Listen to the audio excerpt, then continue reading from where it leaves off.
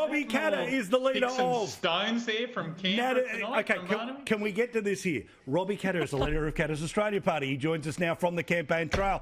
Great man. What is your sense about what is coming the way of southeast Queensland? Are they about to be reminded that the people outside of the capital are the ones who have the power to change the government? Well, amount of times I've been parking my little Cessna plane at the airport here in Townsville and Mackay and seeing the Premier's jet parked alongside my rusty old Cessna.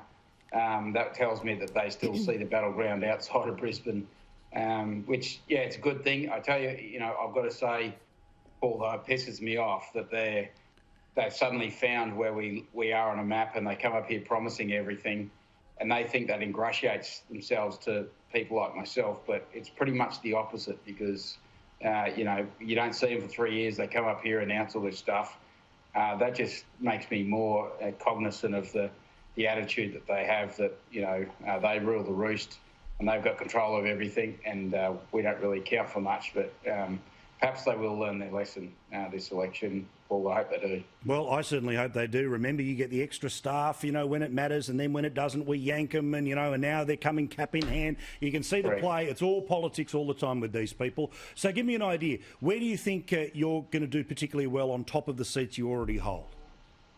Well, Labor are the ones to beat. They're in front, so we'd love to take some Labor seats, and there's up in the Cape York. We've had a strong affinity with people up in that sort of country, so it's a natural progression for us. The seat of Cook and around Townsville is a good hunting ground for us. It's right on our doorstep. I played all my junior rugby league here in Townsville. I have a natural affinity with the place. I grew up in Charters Towers, just 100 k's up the road. Born and bred there. So Townsville's a natural hunting ground, but you move south into Burdekin Whitsunday. Anything sort of in that footprint, we're hopeful we'll do well, but you never know. After last federal election, no one's brave enough to sort of reach out too far and try and predict things. But yeah, we've got every right to expect a decent result, but see how that plays out. The Greens are out there telling all and sundry today that should they be the ones needed to help Labor get over the line, one of their things they're going to demand is a tripling in royalties from mining companies. Mate. How do you feel about that? Look, I just, I feel so detached. It makes me feel so, out of sync with how the thought pattern in the city and the southeast corner, because I don't know how anyone could even contemplate voting for the Greens in this election. And it's been really disappointing, the apathy or the sympathetic attitudes of both the major parties.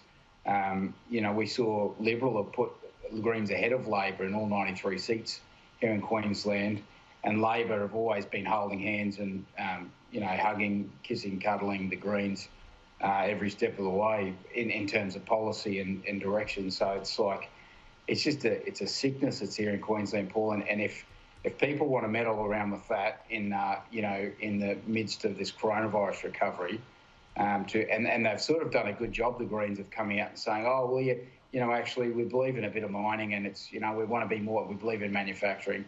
It's just absolute nonsense. And I wish people, that's fine that the Greens want to be radical environmentalists. That's fine. But just call yourselves what you are and be who you are. Same with the Liberal Party, same with the Labor Party. Let's all just act who we are and present ourselves to the public and accept the consequences of that in the election. But that generates that distaste for politicians and modern-day politics, is that they're trying to be something they're not. And, I've said it before, if you want an economy run on happy thoughts, go and vote for the Greens. If you want to pay the bills and at the hospital and the schools and our universities, you need to think somewhere else, because it is just scary that people would even contemplate going that way in the position we're in Queensland. So, Robbie, if you're in a position to be able to... Now, look, I know you've said you're not going to say which way you're going to go, and I'm not asking you to do that tonight, but give me an idea. What is on the demands list? If people in regional Queensland empower a Katter Australia Party MP to strengthen your hand, what do we want to see out of the next Queensland government? Well, I don't like motherhood statements, Paul, so I'm not going to say, we want support in the mining industry. No, we want something real. We want a rail line built by the government. There's about 300 kilometres of rail line you can build in the Galilee rail line. which would open up about $500 million of royalties a year. That rail line would cost the people of Australia or Queensland, if you like, nothing, because the users will pay for it. It opens up, massive amounts of coal. So I don't say we support coal mining.